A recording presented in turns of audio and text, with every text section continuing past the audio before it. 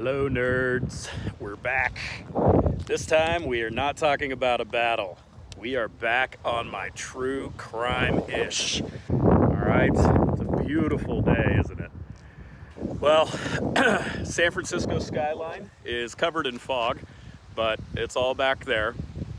It's kind of glittering in the distance. The Golden Gate is kind of off to the left there. The waves are gently smacking against these rocks. People come here to the Point Isabel, the seashore walk or whatever. They walk their dogs, they go fishing, they breathe in the salty air. But in April of 2003, this spot wasn't about peace and sunshine. It was about death washing ashore. December 24th, Christmas Eve, 2002, Modesto, California. Laci Peterson, 27 years old, 8 months pregnant, disappears without a trace. She's got a baby boy on the way, already picked out the name. His name is going to be Connor.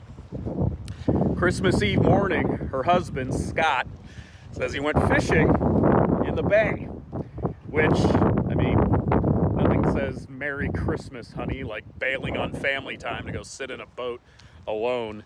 And if anybody knows California, Modesto is nowhere near the bay. So from the jump, the story blows up. Nancy Grace, who I have particular feelings about, is practically breathing fire on TV every night. The media is swarming like these gulls on a dropped French fry. And Scott Peterson is acting off. He's giving press conferences that feel rehearsed, talking about her in past tense. And turns out he's having an affair. That's a bad look when your wife goes missing. 4 months later, April 13th, 2003, a couple is walking their dog right here at Point Isabel. Tide's low, unlike today, and something catches their eye, tangled in the rocks.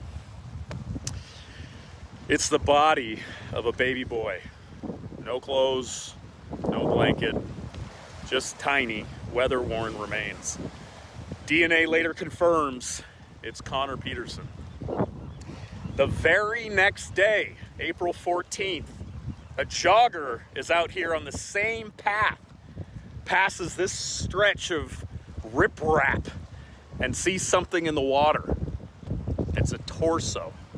No head, no arms. Most of the legs are gone as well. That was Laci. Skin is badly decomposed. The edges ragged from time in the bay. The currents that carried her here, they match the exact area where Scott said he was fishing on Christmas Eve. Within days, Scott Peterson's arrested near San Diego with thousands of dollars in his pocket in cash, his brother's ID, and he had dyed his hair blonde. Basically, the least subtle, I'm not running away, you can imagine. The trial is a media circus for all of you that tune in every night to that shit show. And of course, it ended with a guilty verdict for the murders of both Laci and Connor. He was given the death penalty at first, but later it was downgraded to life without parole. And he's still in prison, still filing appeals, and still swearing he's innocent. In fact, there's quite a push to reinvestigate his sentencing. There's San Francisco. The fog starting to lift. Today, this place is a dog park, a picnic spot. It's a quiet little corner of the bay. But back in 2003, it was the final resting place for 2 lives, carried here by the tide. And the bay never forgets what it brought in. So, I wanted to come out here since I was in Richmond anyway and pay my respects to Laci and Connor and tell you guys a little bit more about that shit show. I firmly believe that Scott Peterson is guilty of sin, and I hope he rots in prison. I really do. Otherwise, have a wonderful day. And when I can, I will add these little true crime nuggets to our additions, if you will. Okay, cheers.